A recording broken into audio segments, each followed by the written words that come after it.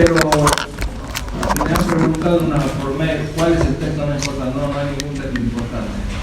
Lo importante es el concepto de la unidad. Y para lograr el concepto de la unidad hay que conocer todos los textos. ¿Cuál es el concepto de la unidad 1? Modernidad. ¿De qué trata la unidad 1? Yo no soy de la facultad, no estudio pedagogía, ustedes tienen que explicar a mí de qué trata la unidad número 1. La modernidad. ¿Educación? Esa es la carrera. La carrera trata de educación. ¿Y esa unidad de qué trata? ¿Qué cosa de la educación? ¿Ah? Sistema educativo. De la modernidad. Sistema educativo de la modernidad.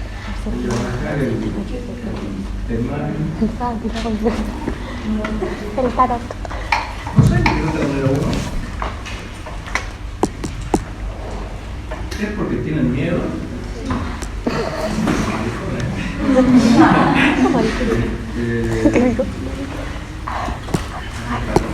Bien. ¿Pueden decir que trata la unidad 1? Si no, pueden decir que estamos complicados. La escuela y el proceso histórico que tiene. No es la escuela. ¿Qué es? ¿Que incluye la escuela? Ah, sí, todo el sí.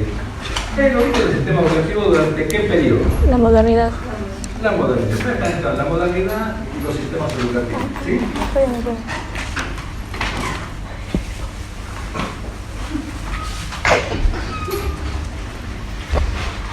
Acá hay una. Entonces, unidad 1. Si ustedes tienen que decir qué textos va Tiramonti, dos textos que van unidos. Tiramonti tiene dos textos. Entonces ustedes tienen que ser capaces de explicar qué cosa en esos dos textos, primero de Tiramonti.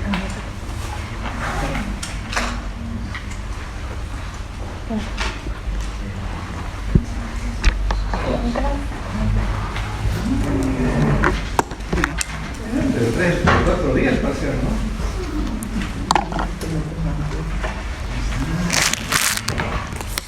Los voy a psicopatear hoy toda la mañana.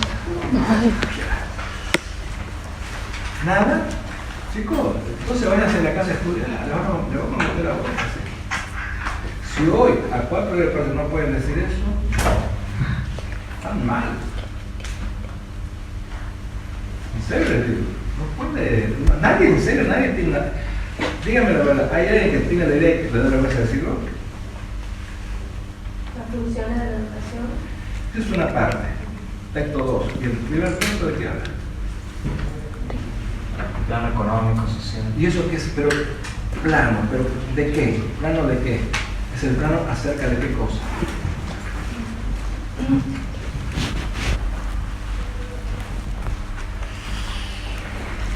Y miren que moviste clase, un montón de veces. ¿Tienen apuntes ustedes? Pueden buscar sus apuntes. Si realmente no tienen acá en la cabeza, búsquenlo de sus apuntes. El surgimiento de los sistemas nacionales. Yo lo pongo.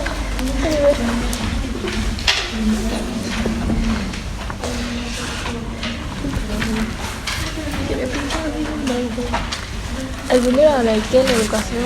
O sea, que tampoco ha visto el temario que les mandamos por claro. No, porque ahí en el temario dice. Si lo tuvieran, lo estaría diciendo, pero yo pasó por el medio. El temario dice, lo tengo acá. El primer texto tiene la diferencia entre educación y pedagogía. Bien. Y luego estamos hablando de Tiramonti. Hay un texto 1 y un texto 2.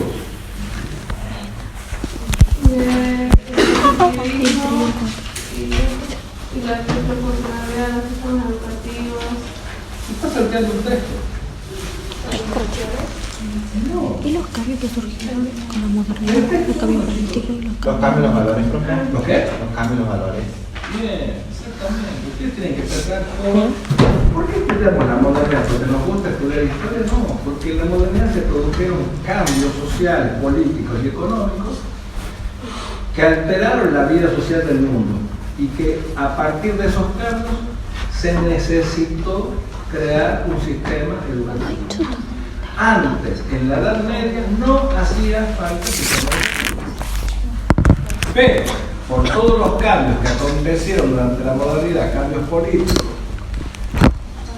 cambio de direccionalidad del poder, apareció el Estado moderno, es decir, hace falta ahora formar a un ciudadano. ¿Quién lo va a formar ciudadano? Sistema educativo. O sea, cambiaron las leyes, pero las leyes no preparan a las personas. Las personas se preparan por la educación.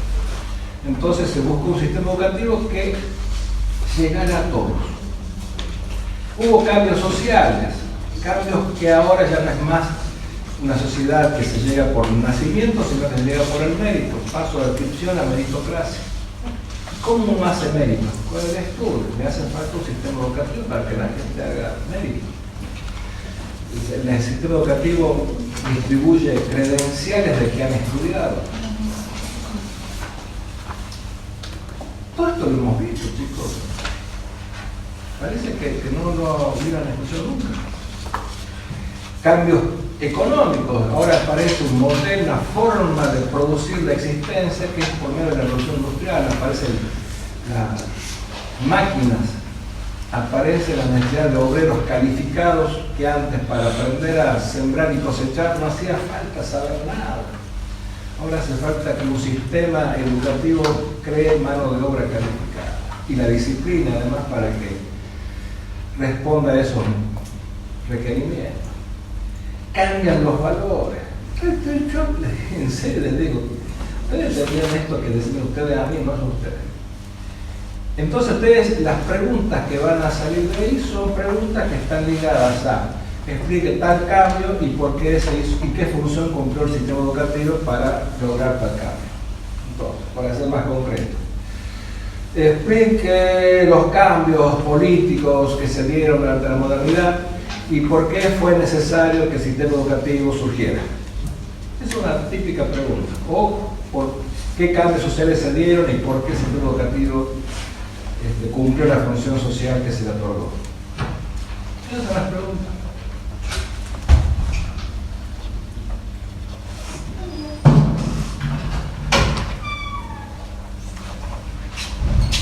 ¿Tienen dudas de algo? El mensaje era, ahí tienen el plan de estudio, léanlo, fíjense qué dudas tienen. ¿Hay dudas?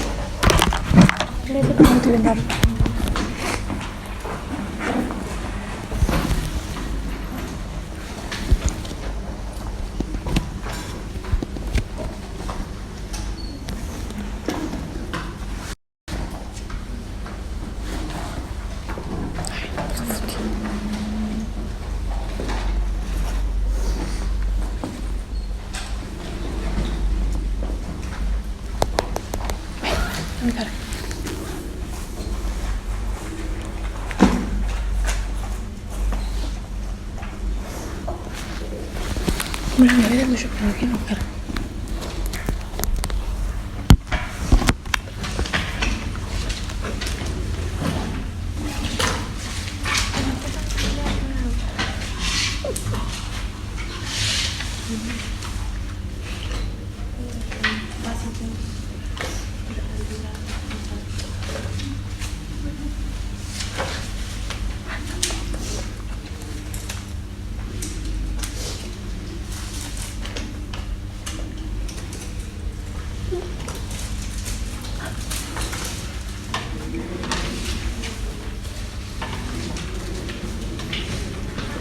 Profesor, el tema de qué pasa en la sociedad fictiva, la sociedad democrática, tengo yo que decir que la modernidad se produce un cambio social, donde se pasa en una sociedad donde tu destino está escrito por tu nacimiento, que sería la adscriptiva, y en una sociedad donde tu lugar depende de tu capacidad, tu talento y tu propio esfuerzo, sería la meritocracia.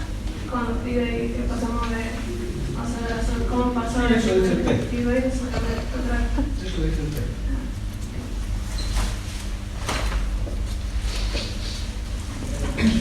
¿Usted está diciendo el texto o es otra cosa? Sí, es un resumen que estaba viendo. No estudian el resumen, estudian el texto. ¿Por porque el parcial no puede ser sintético. Directamente una pregunta contestada en 2 renglones no la leemos. Ninguna pregunta se puede contestar en 2 renglones. Así que si van a estudiar de resúmenes, les aconsejo que no lo hagan. Estudien del texto, incorporen vocabulario, incorporen los conceptos, porque eso también vamos a explicar. Preguntas que me hacen enseñar a través. ¿Podemos hablar con nuestras propias palabras? No sé qué significan propias palabras. Quiere decir que no van a aprender palabras nuevas. Aprendan el vocabulario propio de la ciencia. Entonces, no lo expliquen. La explicación es de ustedes, pero las palabras son las que son, no son de nadie. Hablar de mérito, por ejemplo, no es una palabra que sea mía o no sea mía, es una palabra que existe. Entonces, sean precisos al explicar. ¿Se puede poner ejemplos?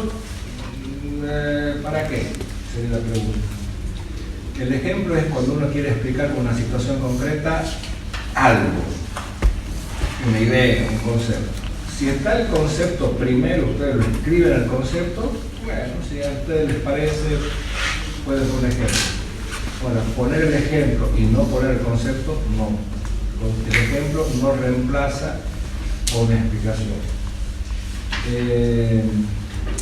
Van a tener 1 hora y media, así que dediquen tiempo a que sea entendible lo que ustedes escriben, porque alguien lo va a leer y ustedes no van a estar para explicar qué hay que poner. Entonces, lo que se entiende se corrige y lo que no se entiende complicado. Eso haría cualquier persona. Si yo no entiendo lo que está escrito, es difícil saber. Y 2, en el parcial preguntamos por los autores. ¿Qué autor usted está usando? ¿Con qué autor usted está explicando esto? Entonces es importante que ustedes sepan los autores. Son los autores que venimos viendo desde abril. Si no hay nada novedoso. Hacia abril, mayo, junio, 3 meses, creo que es tiempo para que ustedes incorporen los nombres de los autores. ¿Y qué otra cosa? No es negocio en la universidad faltar a un parcial, porque es como gastar una bala perdida. Si vos no aprobás el parcial, te vas a la recuperación, y la recuperación a fin de año la desaprobás, quedaste libre. Es conveniente rendir el parcial y usar la recuperación solo en caso de ser necesario, no como una decisión de elijo no rendir el parcial y me voy a rendir la recuperación. No es negocio. Se pierde oportunidades y se puede perder un año. Encima esta materia es correlativa de un montón de materias de seguro. Si ustedes no la tienen aprobada, no van a poder hacer un montón de materias de seguro. Así que dedíquele tiempo. Insisto, entonces, resúmenes en el parcial no. Esquemas tampoco. Los esquemas no son aceptados, no se escriben bien.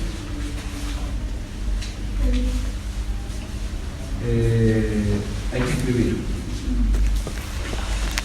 El esquema es bueno para que ustedes hagan sus propias relaciones y hagan sus repasos, pero no es para estudiar. No se puede estudiar de un esquema o un resumen. Solamente eso sirve para repasar de algo que uno ya sabe. Si a mí me dan un esquema y yo no sé del tema, el esquema no me sirve.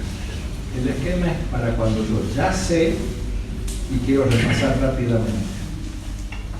Pero estudiar un esquema no, porque el esquema no tiene información. Tiene flechitas y palabritas, nada más. ¿Qué más?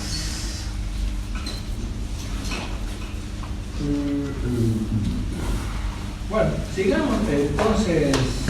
Resumen no, esquemas no. Veamos qué otra duda hay. Tienen el texto de Tiramonti, tienen el texto de Durkheim, tienen el texto de las teorías científicas de la modernidad, tienen el texto de Narodowski, el texto de Palacios y el texto de Rovira. ¿Qué dudas hay sobre eso?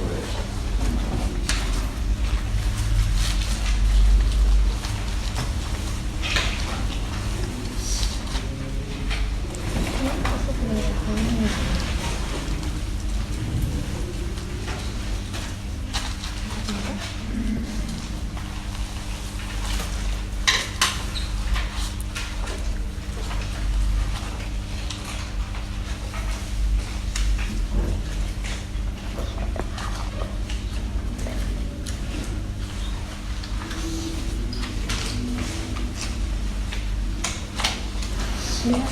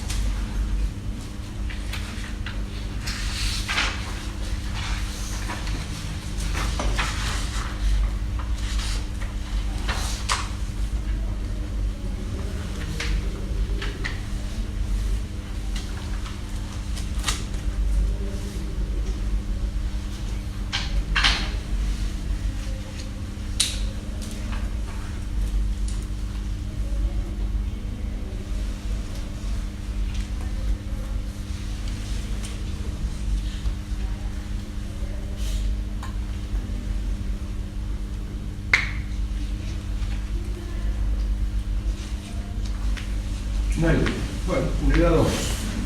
Miren, 3 textos. ¿De qué trata la unidad número 2? Trata las críticas, teorías críticas reproductivistas. ¿Qué tienen que saber de eso? Fíjense por favor en el temario.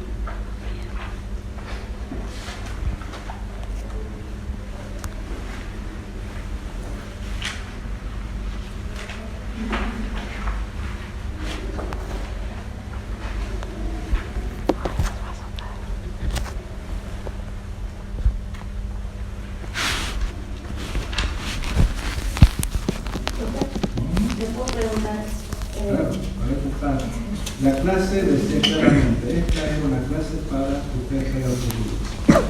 Yo me iba a dar clase, no voy a dar clase. Bueno, es algo que al principio no le había dado atención, pero la profesora la clase pasada me dio unas preguntas. No la tengo notada específicamente la pregunta, pero sí era sobre lo que planteaba acá, de cuando el hombre lograba su mayoría de edad intelectual. Desconozco, eso lo plantea la profesora en teórico, no está en el tema. Queda tranquilo. ¿Eso en la última clase lo hizo? Sí. No sé qué le quedó. Porque estamos con la unidad 2, Kant en la unidad 2 no está. Esa era la unidad 1. Y la unidad 1 tampoco está en el tema. A ver, ¿sí? De la unidad 2, ¿dudas?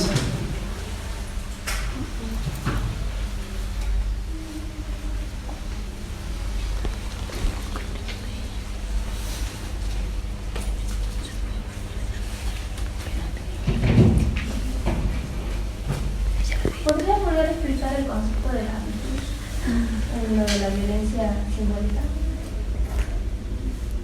¿Qué sabe usted de la vida? Que eran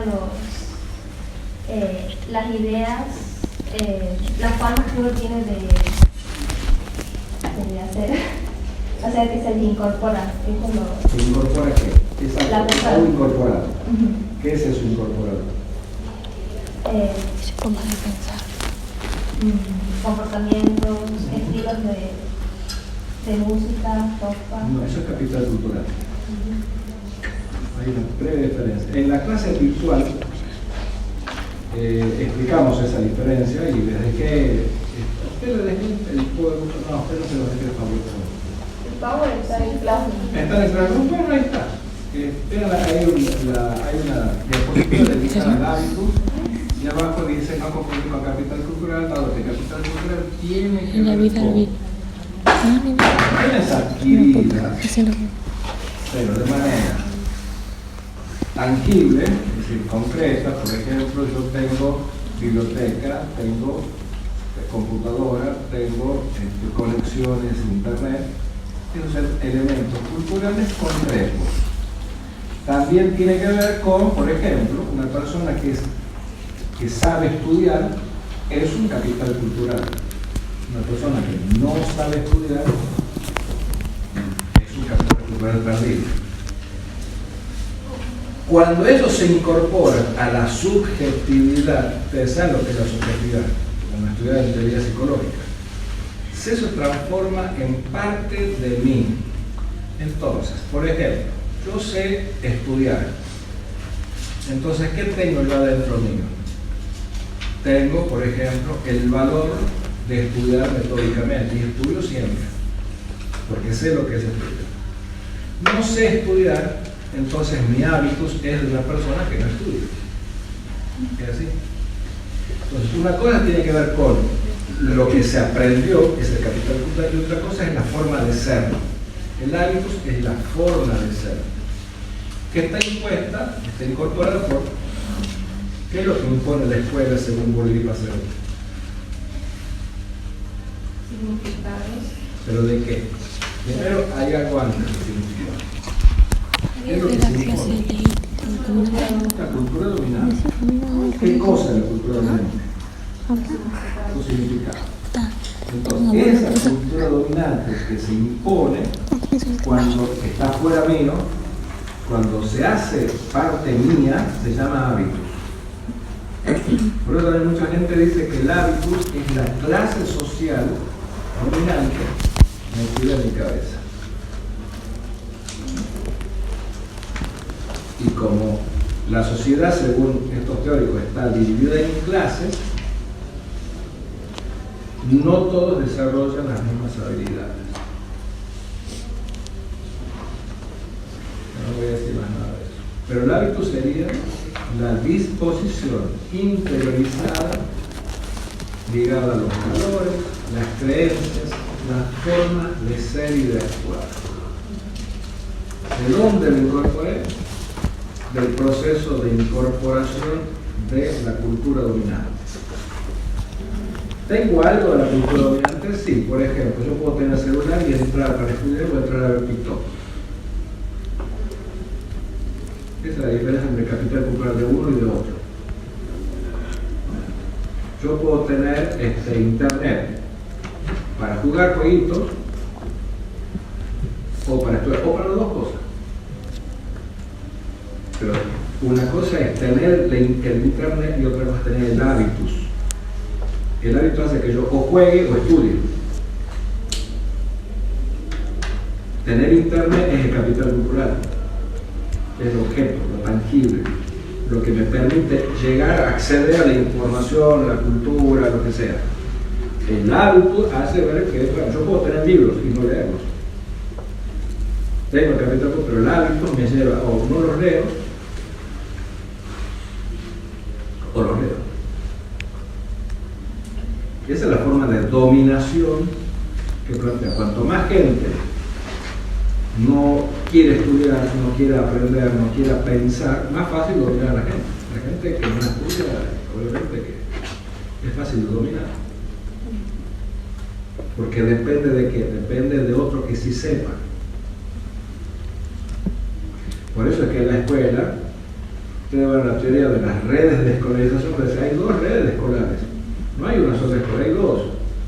En una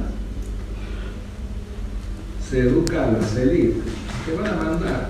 Son los que estudian, los que saben, los que tienen acceso. El resto, ellos hacen un planteo que es 75%, no sé si es ese porcentaje, pero para mí es más. Son los que saben apenitas. Entonces, ¿qué pasa? Esa gente necesita del que sabe. Y ahí está el proceso de dominación.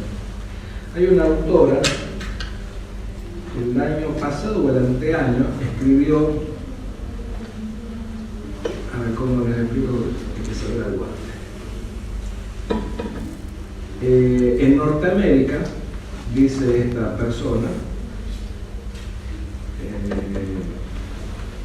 las élites, las oligarquías, es decir, los grupos de poder, están reclamando para sus hijos, que son los que tienen el poder, una escuela donde no haya internet, una escuela donde esté el libro, porque el libro obliga a pensar y el libro además obliga también a prestar más tiempo de atención. Vieron que en TikTok, en todas esas cositas, el tiempo es mínimo, ¿no? El scroll, uno scrollea rápido, entonces eso que está fuera mío, el scroll está fuera mío, ¿qué me queda adentro? Mi incapacidad para atender fuerte. Entonces hay algo que yo hago afuera que se hace adentro, ahí estaría el hábito también. Entonces cuenta que en Estados Unidos las élites están reclamando una educación donde no figura internet, está el libro, porque con el libro se piensa. Y entonces plantea de que esto de no revertirse va a ocurrir que va a haber una educación general para las mayorías que se van a entretener con videos cortitos, explicaciones sencillas, simples, porque en lo corto siempre está lo sencillo. Es difícil que algo sea corto y complejo. Por lo general, si es corto, también es sencillo. Incluso no todo es simple. En cambio, el tiempo que uno le cuesta leer un libro implica complejidad. Estoy diciendo por eso que todos los libros sean complejos. No hay libros que son también diferentes intelectuales para la gente. Entonces, va a haber un grupo, ella se imagina que a futuro va a haber un grupo que va a tener condiciones para pensar y un grupo que no va a poder hacerlo, va a depender de las decisiones que tomen otros. ¿Qué es lo que está ocurriendo ahora? En general, hay alguien que toma decisiones por uno y uno vive la vida que nos deja. O sea, se cumple el proceso de la doble escolarización. Entonces, si bien hay dos redes, yo puedo conectarla con lo de Bourdieu y decir, bueno, en esas redes también hay hábitos distintos. O sea, el hábito del que va a la red secundaria superior es muy distinto al hábito del que va a una red primaria profesional. Si en la red primaria profesional es sencillito, es fácil, es, uy, qué lindo los chicos, ¿cómo saben? Qué lindo lo que has dicho, qué linda tu opinión, me encanta lo que decís. Sin un análisis, sin una discusión, sin un argumento, sin un debate, sin unir ¿cómo le diría? A torear, a que se justifiquen las cosas, que es lo que yo lo he vivido muy enojosamente en la secundaria, que yo he visto maestras que los chicos dicen, a mí me parece que el cielo es amarillo. Muy bien, a fulanito le gusta el cielo amarillo. Digo, ¿qué estamos aplaudiendo? Cualquier opinión vale, no, hay opiniones equivocadas, hay opiniones correctas, hay opiniones ciertas, hay opiniones estudiadas, hay opiniones ignorantes. Entonces yo, si voy a la escuela, espero que la escuela me ofrezca tener información para que mis opiniones sean fundadas. Entonces yo justifico las opiniones así cualquierita, creo un hábitus del que dice o el que cree que con dos ideas puede decir lo que quiera. Y en realidad, el que está estudiando va a poder dar opiniones con fundamento científico. Y el que no va a decir lo que se le ocurre, que es lo que el TikTok está lleno de gente que dice lo que se le ocurre. Y no es verdad. Muchas cosas de las que se dicen en TikTok son absolutas mentiras. Y eso que pasa afuera se mete adentro como hábitos. Entonces, esto, fíjense, ¿qué tiene que ver estas teorías críticas reproductistas? Durkheim era un ingenio. Durkheim decía, ahora vamos a homogeneizar a la población y todos vamos a hacer una comunidad y todo va a haber una sociedad armónica. Y vienen estos otros, en la década del 60, 70, y te dicen, no, mira, la sociedad no es armónica, amigo, es conflictiva. Hay lucha de clases, hay gente que domina a otros. Hay gente que vive la vida sin saber cómo es la vida y hay gente que sabe cómo es la vida y decide cómo es la vida de los demás. Y la escuela está al servicio de ese tipo de transformación. La escuela es porque estas teorías son teorías que denuncian, la acusan a la escuela. Dicen, Usted en la escuela lo que hace es reproducir la desigualdad. Y no es la desigualdad solamente económica, es la desigualdad intelectual, la desigualdad en el pensamiento, en la toma de decisión.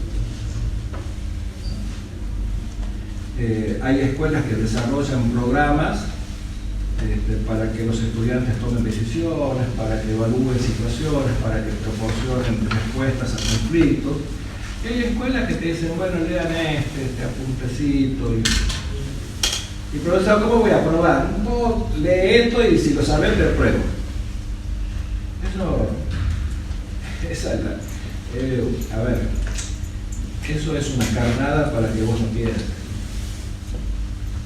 Que muchos profesores para sacarse el problema de encima dicen, bueno, a ver, si son capaces de leer este apunte y después me lo dicen, con eso aprueban la materia. Terrible. Es una forma primero de desprecio hacia el estudiante, que puede hacer mucho más que repetir lo que dice usted. Pero esa es la forma de existencia de las redes. Entonces, mientras que hay una red que se le exige al estudiante, hemos puesto acá ejemplos con materias, por ejemplo, hay colegios que le enseñan a los chicos 15 horas de inglés a la semana. Y hay colegios que tienen 3 horas apenas. O sea, hay chicos que ya salen de la primaria hablando inglés. No digo como segunda lengua, pero sí inglés de alto nivel. Y hay chicos que han hecho toda la primaria y toda la secundaria y no pueden decir hello. Entonces, ¿cómo? Pues han ido a la escuela los dos. Y bueno, pero es como lo que dice Baudelaire también. No hay una sola escuela, hay 2 redes. Entonces algunos van a esta red y otros van a esta red. ¿Y por qué? Bueno, es la desigualdad del sistema. Hay chicos que van a escuelas que tienen muy pocas, tienen una computadora cada 2 personas y por lo tanto los chicos pueden hacer proyectos informáticos, aprender un lenguaje. Yo trabajo en un colegio donde los chicos aprendían Java, Unity, aprendían a hacer macros para aplicar en Excel o en Word. Y he trabajado también en un colegio que había una computadora cada 10. Y los 2 egresaron del secundario. Y los 2 tienen informática aprobada. Pero a ver, que mientras que estos pueden usar internet para la computación para ciertas cosas, estos lo usan para estas cosas. Pero ¿cómo? ¿No hay un sistema educativo único? No. Según las estadísticas reproductivas, hay redes. ¿Y por qué existen redes? Bueno, porque hay desigualdad. Pero Durkheim dijo que había armonía. Pero Durkheim él quería creer que había armonía, no la hay.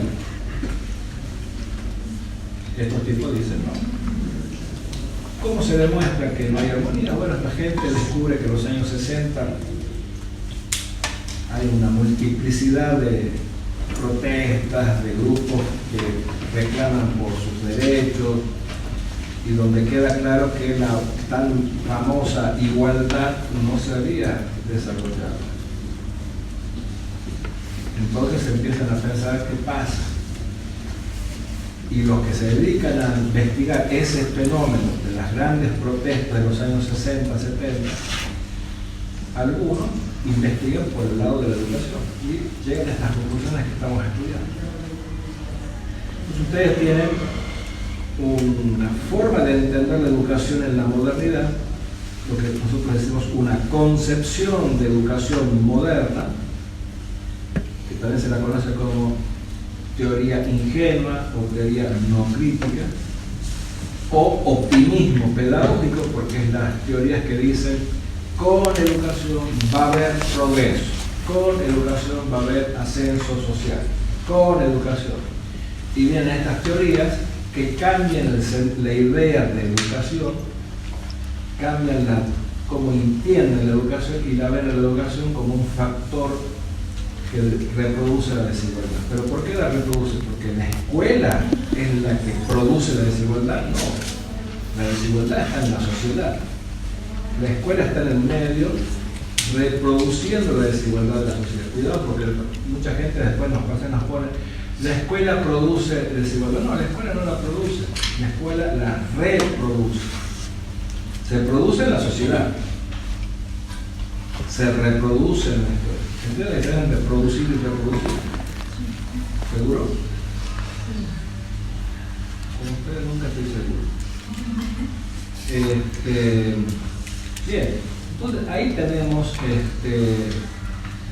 ya después vamos a tener una tercera concepción, cuando volvamos a las vacaciones vamos a tener otro tipo de teoría que plantea otra cosa de la educación.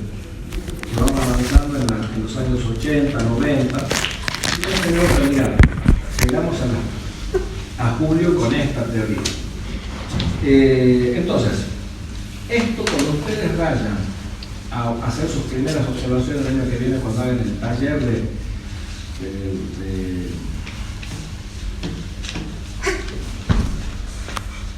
se me acaba de perder la palabra.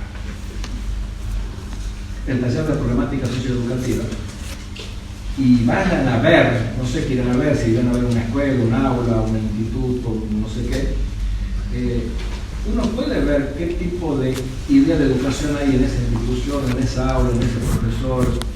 Dice que hay ideas modernas, hay ideas críticas, dice qué tipo de idea de educación hay en este momento. Porque son teorías que después las vamos a ver en la realidad. ¿Se entiende? Tienen 4 teorías. Violencia simbólica es una, es la más densa conceptualmente, tiene muchos conceptos. Violencia simbólica, arbitrio cultural, arte, acción pedagógica, trabajo pedagógico, capital cultural está ahí adentro, ¿no? Es la más densa. Y todos los temas van a tener preguntas sobre eso. Después tiene la teoría del Althusser. ¿La tiene la teoría del Althusser? Donde están el aparato represivo y el aparato ideológico, que son contrapeores del lenguaje, se imponen formas de pensar o de actuar.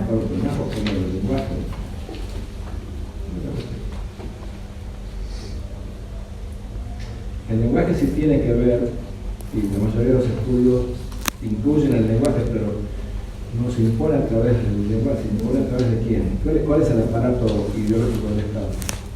No es el lenguaje. ¿Que escuela? ¿Cuál más? ¿Medio de comunicación? ¿Cuál más? ¿La iglesia? ¿Qué más? Ah, claro, que dijiste escuela, iglesia, y falta uno. El primerito con el que nos encontramos cuando nacimos la vida.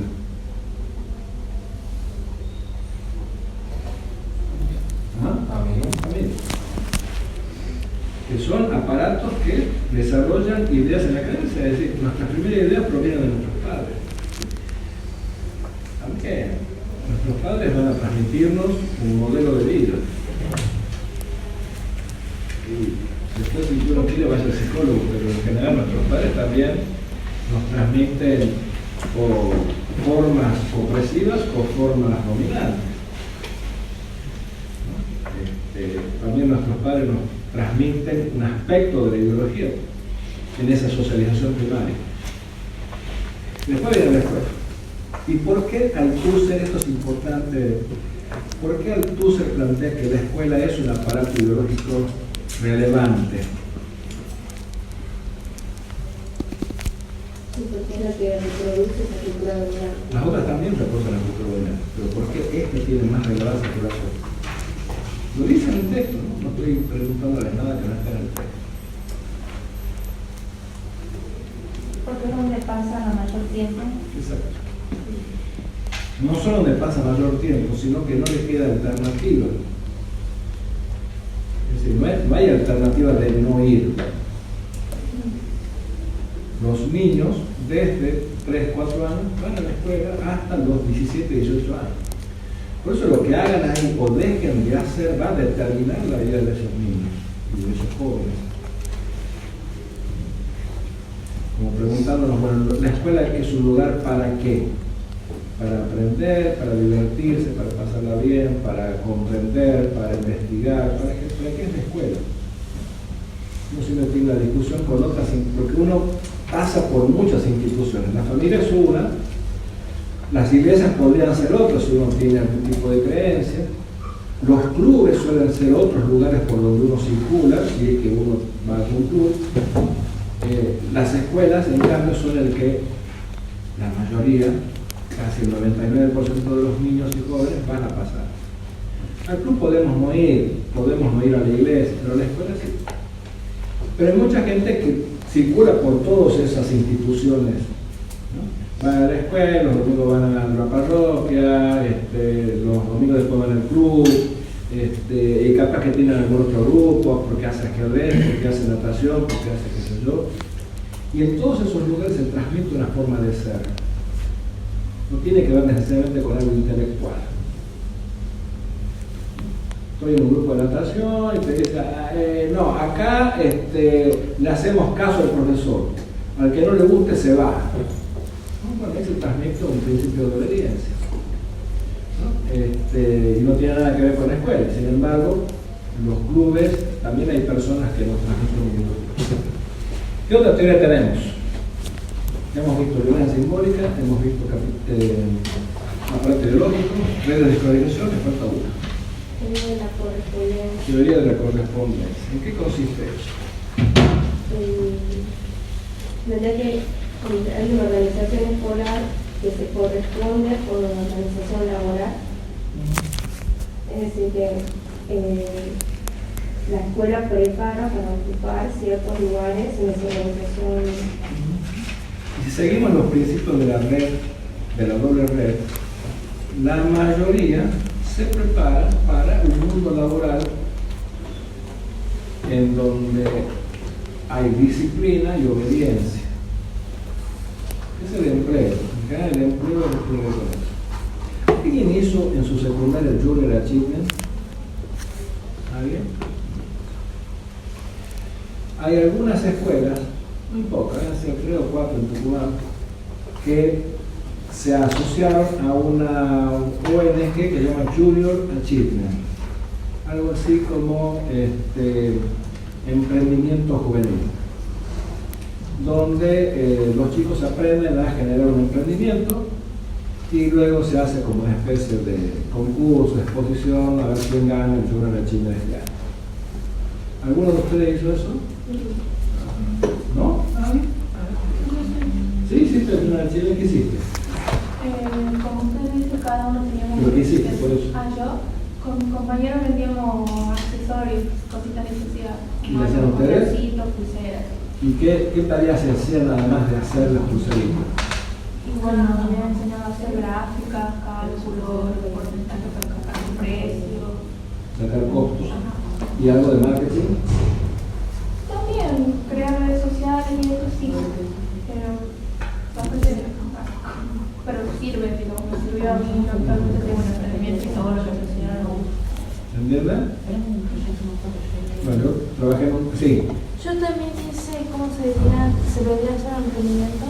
En nuestro colegio normalmente siempre hacían productos, pero nunca hacían servicio. Nosotros hemos ido a hacer servicio y hemos decidido ayudar a un grupo de jubilados que venían independientemente, cada persona vendía algo.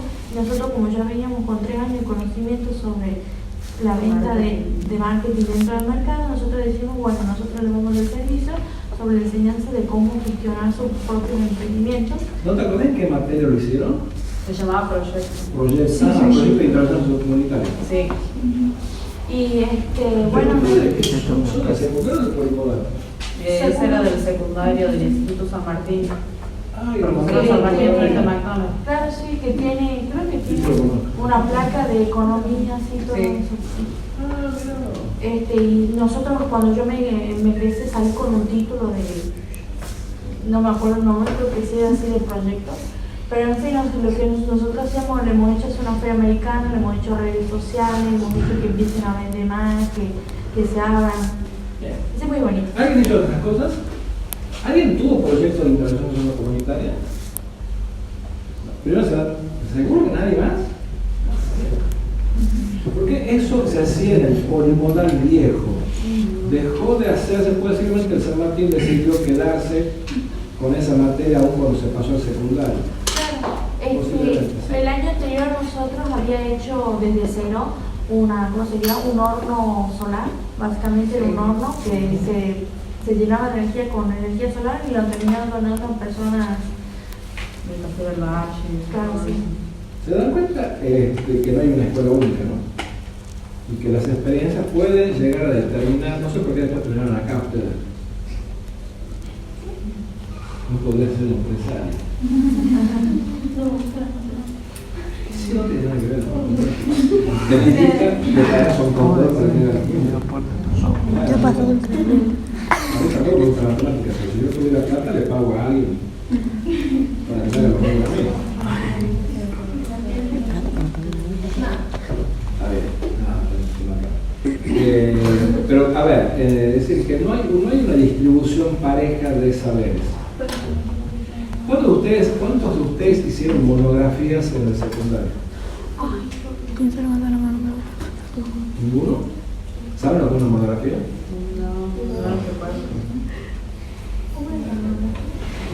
Es más grave, no sé qué es peor, no haber hecho o no saber qué es una monografía. En ningún secundario han dicho, ¿esto es una monografía? ¿En serio? ¿Posta que no me han enseñado nada de eso? Un trabajo.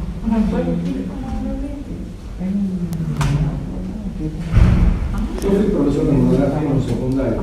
Hacíamos 3 monografías en todo el secundario, el segundo, el tercero y el quinto. Y en quinto ya la monografía era una tesina, una tesis pequeña. Entonces, queda claro que la forma en que la educación distribuye saberes, conocimientos y experiencias no es igual. Por lo tanto, los resultados tampoco son iguales. Lo que puede ocurrir, yo ahora voy a unir varias teorías, ¿no? Los aparatos ideológicos lo que pueden hacer es reforzar determinadas ideas. Por ejemplo, sí. Sí, hice una monografía, solo que no me acuerdo. No me hacía una monografía. Claro, sí hice de cítricos. ¿Sobre cítricos? Sí, no, sobre la plantación de cítricos en Tucumán. ¿Para qué materia? ¿Te acordás? Ay, no me acuerdo, pero sí me acuerdo que era un profesor bien viejo. Más viejo que yo, más joven. Más viejo. Pero yo era guerra de las Yo Malvinas. esperaba otra respuesta. No, pero Yo pensé que iba a decir, no, pero sos tres jóvenes. peleó en la guerra de las Malvinas. ¿Cómo? Peleó en la guerra de las Malvinas. Yo soy más viejo que los de las Malvinas. ¿Yo? A las Malvinas fue la clase que nació en el año 62-63. Yo soy clase 61. No sé yo, no. Yo hice el servicio militar 2 años antes de la Malvinas. Los que fueron a Malvinas son chicos más jóvenes que yo. Entonces no. Digo para que veas. Sí, es que barro blanco, pelo blanco. Porque yo hice el servicio militar. Cuando ustedes escuchen que quieren volver al servicio militar, digan, el profesor que hizo el servicio militar sabe que no sirve para nada. Yo estuve 1 año haciendo en el ejército. Perdí 1 año de facultad. No es bueno. ¿Pero por qué era obligatorio? Claro, en mi época era obligatorio. Todos los varones de 18 años nos sorteaban por un numerito según tu DNI y eso determinaba si ibas al ejército, a la marina o a la fuerza aérea. Ahí me tocó ejército. Te mandan un día, llegás ahí y no volvés a tu casa. O sea, te despedes, tu mamá va a decir, mamá, vos me toca el día, porque te llega un papel a tu casa, con una especie de telegrama, presentarse en el distrito militar, que era una oficina reclutadora. Ahí te distribuían, a mí me distribuyeron. Entonces ese día llegué, me hicieron pasar, me pelaron, parece un rey, me dieron la ropa, me sacaron la ropa, me la pusieron a poner en un bolso que quedó ahí, me pusieron la ropa del ejército, me subieron a un camión y me llevaron allá cerca, un lugar lejos, más allá de Tranca, donde estuve 1 mes y medio haciendo práctica. Profe, ¿y qué pasaba si no se presentaba?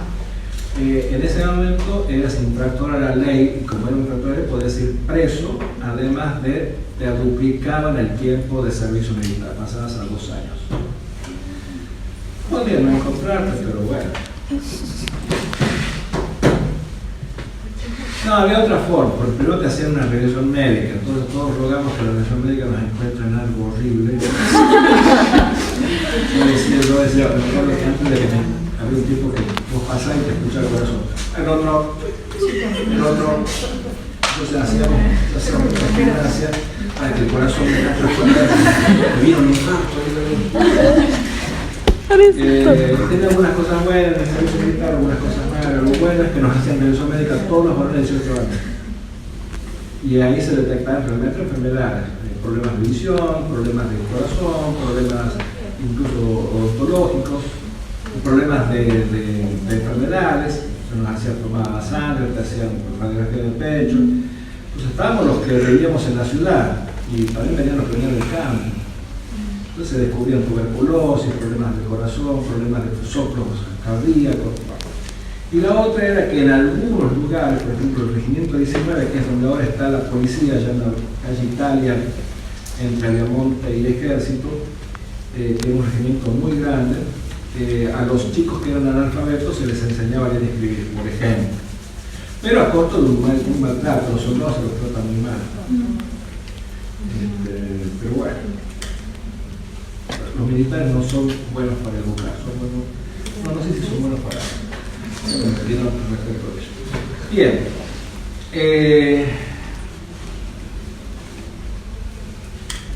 yo creería que todo esto les tiene que servir a ustedes para preguntarse cuál es el hábito que ustedes tienen. Y en todo caso sacarse el hábitus dominante. Porque hay una tendencia muy fuerte, fuertísima, y no es de ahora, es de hace muchas décadas, de que el que estudia es un tarado.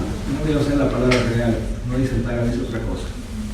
Que el que estudia, y que estudiar es aburrido. Y que estudiar, no voy a decir como dicen ustedes, me da tal cosa. Porque eso es un hábito, no es que sea así se incorpora. Y no todos son así.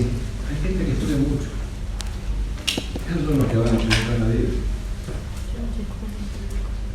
Son en general los que tienen título universitario. Y está clarísimo que no estudiar no te lleva a ningún título de nada.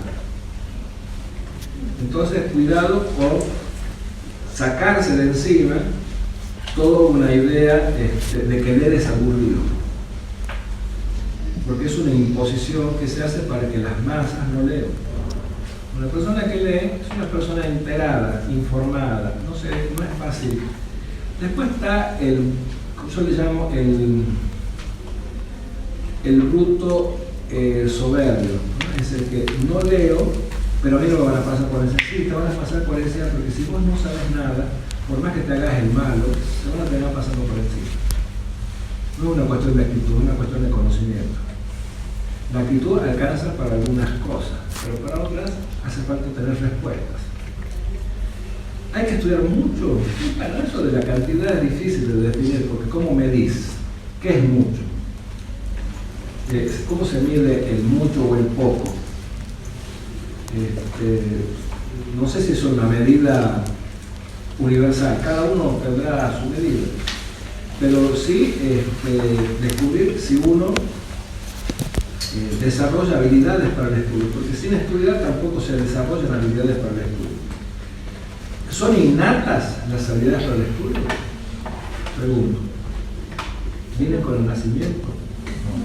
No, bueno, se desarrollan como andar en bicicleta. Si nunca andaste en bicicleta, no vas a andar en bicicleta, pero si te pones a practicar, podés llegar a hacer pirueta y hacer giros en los pasos de Kirchner.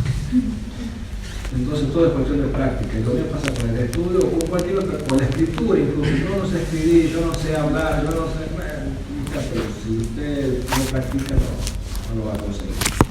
La pregunta es cuál es el proyecto. Es muy difícil, chicos, estar en la universidad si uno no tiene claro qué quiere hacer. Cuando uno sabe lo que quiere, y no digo que yo cuando entré en la facultad tenía clarísimo que iba a ser pedagogo, de eso no tenía ninguna duda. No sabía qué iba a hacer de mi vida, jamás se me ocurrió que iba a ser profesor en la facultad. Es más, ni siquiera quería. Me recibí, pasaron como 15 años y dije, no, la universidad es muy loco.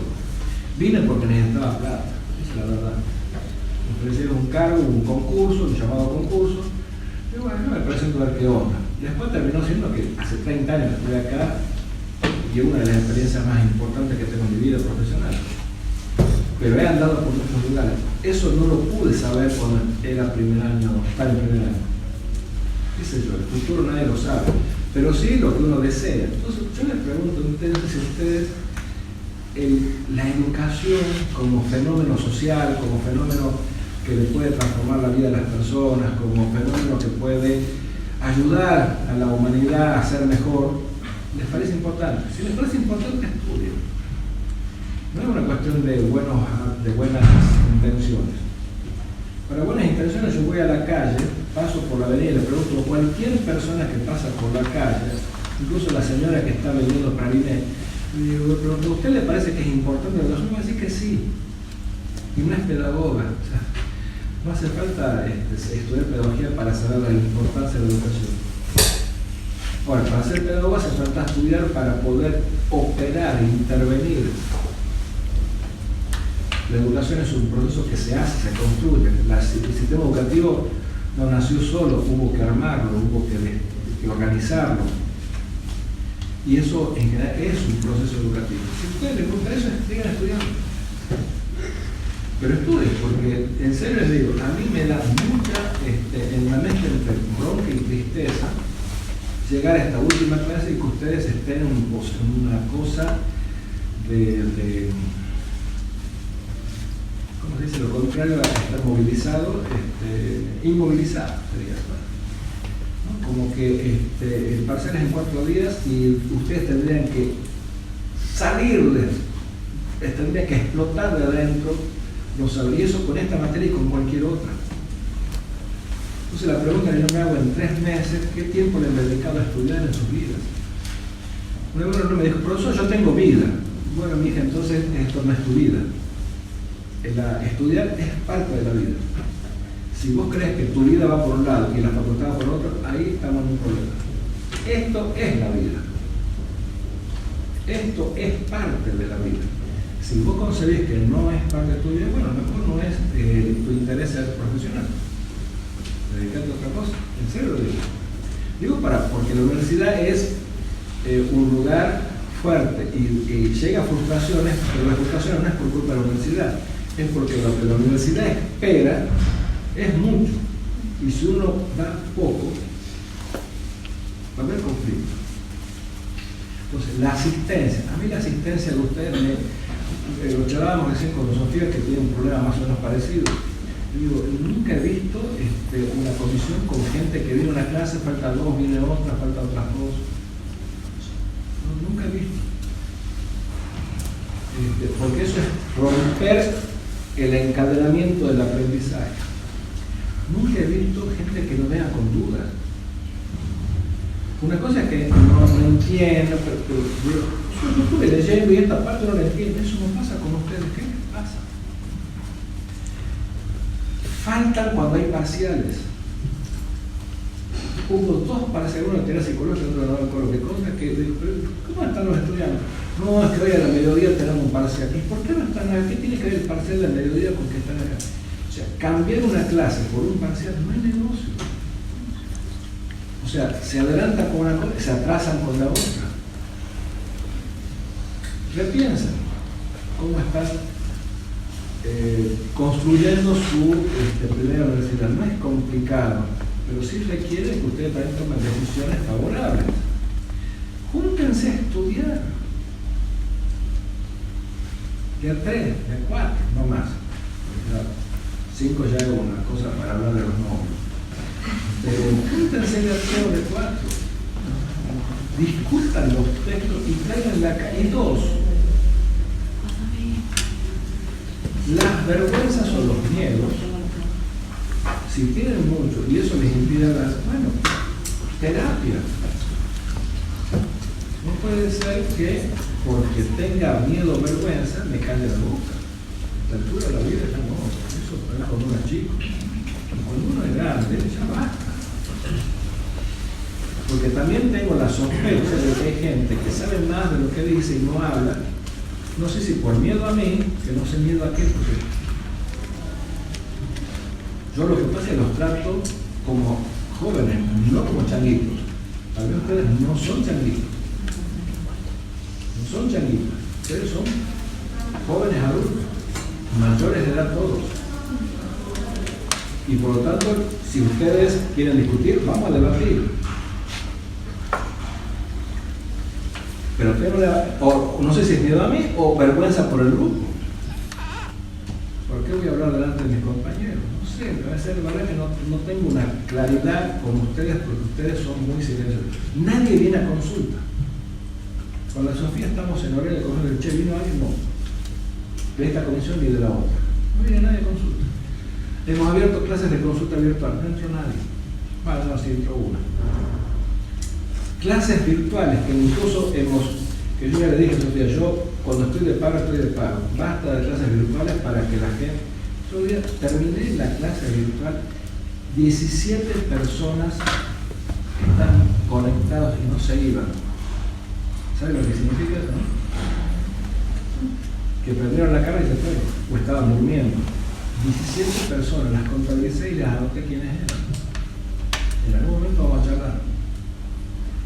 Entonces, esas jugaditas son de secundario, no son de una universidad, porque a la secundaria su papá los mandaba.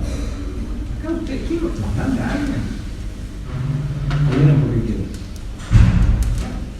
La otra, no pueden cursar, bueno, rindan libre. Yo esta materia la rendí libre, no la cursé.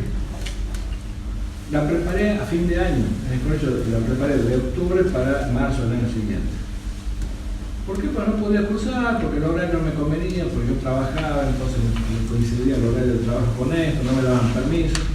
Hablé con el profesor y le dije, mira, profesor, yo voy a venir a fin de año a pedirle, había que hacer monografías en aquella época, le voy a venir a pedir el tema monográfico y alguna indicación para el examen. Sí, mismo, vaya. Yo no vine. Sí, eso es, la universidad es eso, que ustedes también deciden cómo quieren cursar. Ahora, así como están haciendo, me parece que no es ni chicha ni limonada. Entonces, mi mejor deseo es que ustedes les tiene que ir muy bien en el parcial.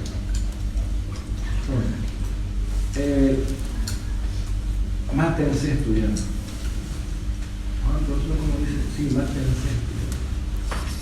En realidad, estudien la próxima cuatrimestre, desde que empieza el cuatrimestre, no 3 días antes del parcial. Porque mi sensación es de que ustedes van a empezar a estudiar ahora, que han estado cursando, incluso yo noto que no hay apuntes. El apunte forma parte de la vida del estudiante. Grabar no es negocio, porque estás 1 hora y media aquí y tenés 1 hora y media grabando en el celular. ¿Qué vas a escuchar 4 horas y media en tu casa? No es negocio. Toma nota, hacer una síntesis, estudiar esos apuntes, que esos apuntes te ayuden a entender el texto. Encuentra una forma que sea también eficiente, que no los obligue a ustedes a estar 2 millones de horas estudiando. También hay una cuestión de eficiencia. Yo también, obviamente, yo estoy de acuerdo con que la vida es más que esto, pero esto es parte de la vida de un joven. Pero para que la otra vida también sea buena, bueno, entonces estudia de una manera más eficaz. Los resúmenes son... ¿Resumen ajeno sirve? No. ¿Por qué? Porque lo hizo otro. El éxito de un resumen o de un esquema es que lo hago yo. O sea, yo leo y yo decido qué es lo importante. En esa acción de leer y decidir qué es lo importante, estoy estudiando. ¿Puedo estudiar de resumen? No, estudio del texto. Entonces, ¿para qué hago el resumen? Para repasar. Un día antes del trimestre, del parcial, yo no puedo volver a leer todos los textos. Entonces, ¿qué hago? Repaso con mis esquemas o con mis resúmenes. Pero repaso. ¿De dónde estudiaste? De los textos. Porque adquirí vocabulario, adquirí conceptos. Si le resumen, cuidado con los resúmenes que no tienen vocabulario correcto. Ni siquiera de eso estudio. Entonces, yo estudié toda mi vida con esquemas, pero los esquemas los usaba para venir a rendir. Me venía con mi carpetita de esquemas, entonces repasaba, porque leer todos los textos de vuelta no te da tiempo, pero con mis esquemas repasaba. Ahora, lo estudié los textos. Entonces, vayan repensando cómo les está yendo con las otras materias. Teorías psicológicas, ¿están todos aprobados? ¿Qué pasó entonces? La cátedra es muy mala, es muy difícil la materia. Han estudiado mucho, poquito, nada. ¿Cómo seguimos con historia? La historia tiene que ir bien. ¿Sí? Historia. ¿Están haciendo historia? Yo la educación. La educación, perdón. ¿La educación está yendo bien? Pero no hay parcial, ¿no? Claro, pero no hay parciales, son pavitas. Y con la otra historia, la social, ¿cómo le va? ¿Bien? Es que ni hablan ustedes, se dan cuenta que no son capaces de hablar.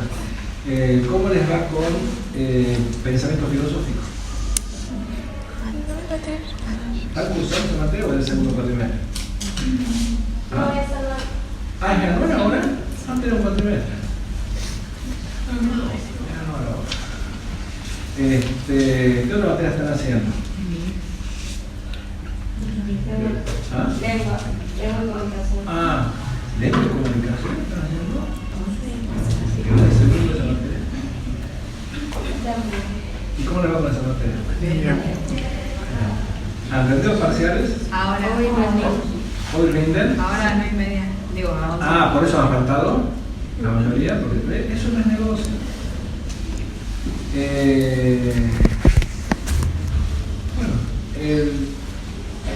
La carrera se hace rindiendo y aprobando, no cursando.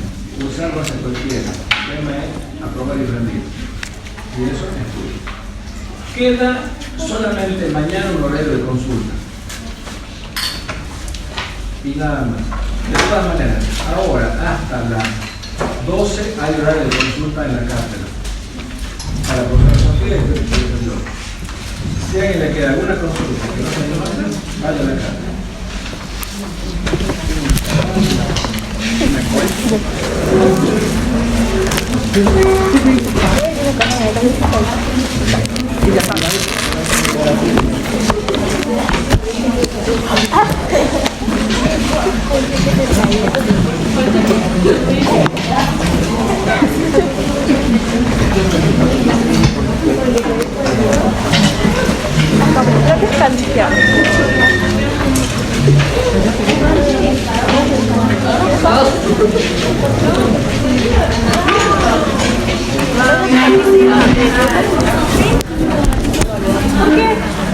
Se levanta, levanta.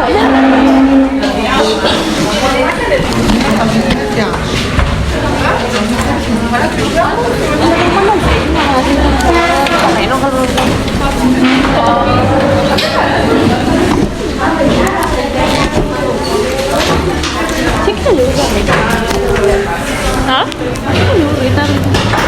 Sí, Laura.